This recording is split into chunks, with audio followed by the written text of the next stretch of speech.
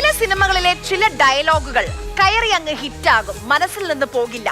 ഇന്നും ഏറ്റവും പോപ്പുലറും ട്രോളുകളിൽ നിറഞ്ഞു നിൽക്കുന്ന ഒരു ഡയലോഗാണ് സന്ദേശത്തിലെ ശ്രീനിവാസന്റെ പോളണ്ടിനെ പറ്റി ഒരക്ഷരം മിണ്ടരുതെന്നത്.